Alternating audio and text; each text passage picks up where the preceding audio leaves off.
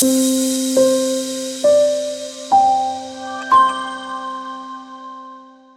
we continue with having some really insightful conversations with people who have done amazing things. These are the people that you can find on your LinkedIn, and the moment that you go through their LinkedIn profiles, you just see all these amazing things that they've achieved. And sometimes you can't help but ask, how can I also do that for myself? How can I also thrive in my space? How can I be so passionate about my work to the point that I can also elevate my career to the levels that they have? These are people that are very open to sharing as much as they can with us, and we're just here to learn and debunk a couple of things here and there. But the point is to inspire you as much as we can, obviously ahead of the Nedbank IMC conference that will be taking place a little bit later on in the year. This morning, we are joined by a very powerful powerhouse, and I'm not downplaying it at all. I'm having a conversation with Thokozani Unyolo, and she's the CEO of Air Cargo Malawi. Thokozani, how are you doing today? I'm doing fine, and how are you? I am fantastic and truly, truly just happy to have you here. So excited to actually see what we can take away from today's conversation, and obviously to everyone who's watching as well. So first things first, I need to ask you this. If you could be anywhere in the world right now, where would it be and why? I think for me, it's Milan. Okay. It's been on my bucket list for a while now. And I think it's one of those cities that attracts about 8 million visitors in a year. In a year, yes. And has a diverse set of fields, like art, commerce, design, education, fashion, entertainment, fashion, yes. finance, all in one. And also the fact that when you go there, you can also visit the other countries surrounding it. But I think for me, it's Milan. Yeah. It's Milan. So have we put it on the bucket list for 2025 or 2026? It is on 2025, hoping it doesn't shift to 26, but it's on 2025. Yeah, okay. No, we hope that you can actually make it this time around, have your deserved break, and you can come back with amazing stories as well, hey?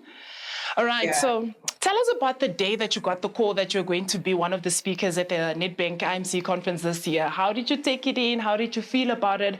And what has been having you just excited about this year's edition? Yeah. I think, so for me, it was quite humbling. Okay. For me to get that call. Okay. To be given the privilege to speak at such a prestigious conference. Yeah. And one of the things that really, really excited me about this was that, being on the IMC stage is not just about delivering insight. It's about, igniting ideas in the minds of an audience that is very marketing oriented. Yeah. And also being able to create a ripple effect of action and inspiration long after that conference is gone. Because I think for me, even if I make a difference to one person after that conference, that impact should live long before the session that I have during the conference.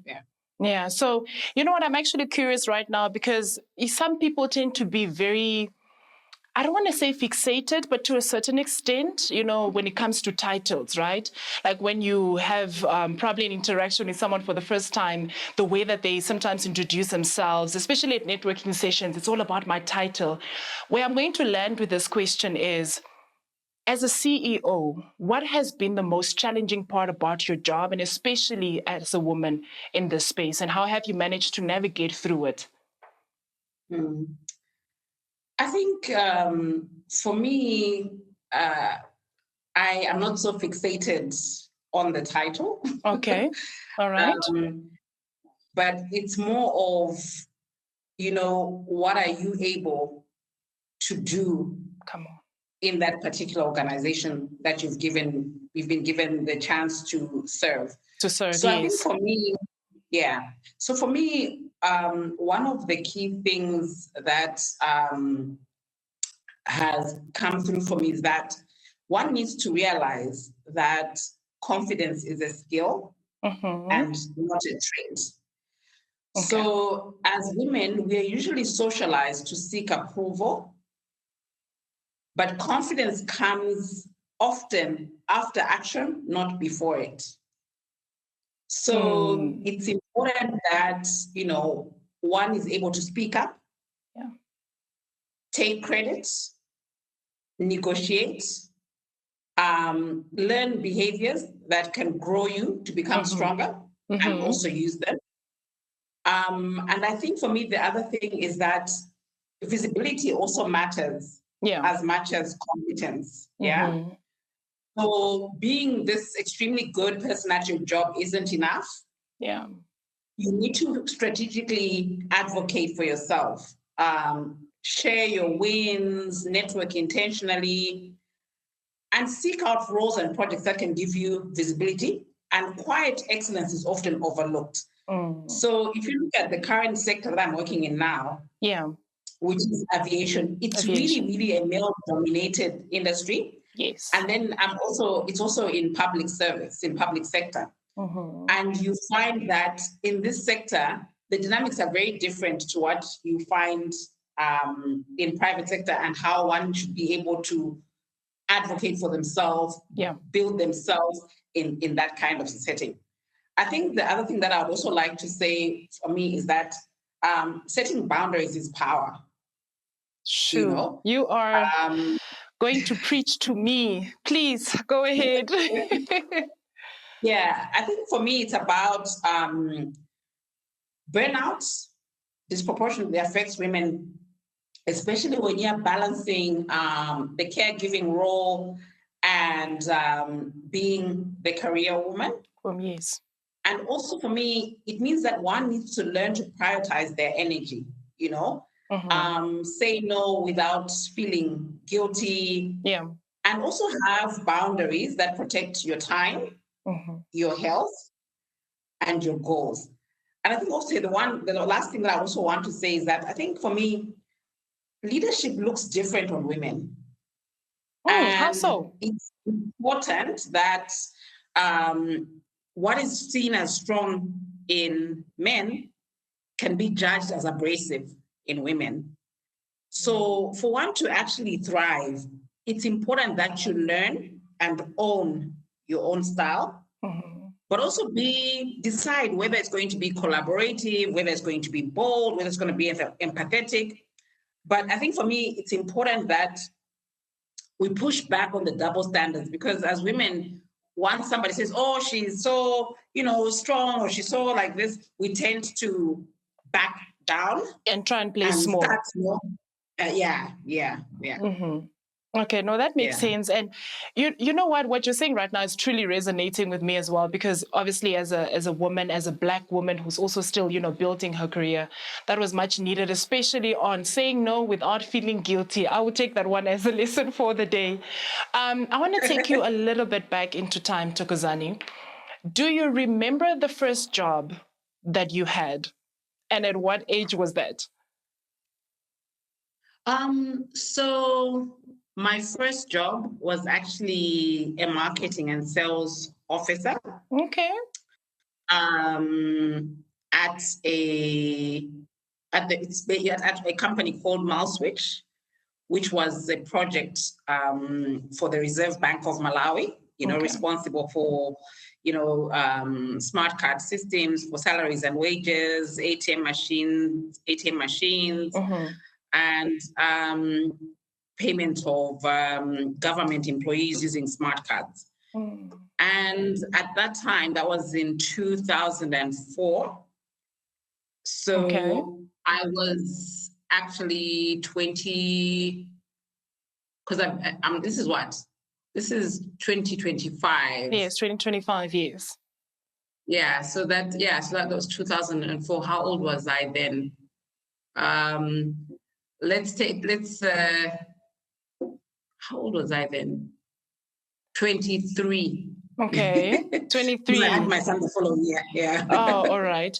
And the reason why I was Yeah. actually asking about that first job is just really maybe to understand if there are any life, let me not even say life, let me say any lessons in the workspace that you learned at your first job that you somewhat also apply at the level where you are right now, and that you also just, whether you're mindful of it or not, that you also just share with your team on a daily.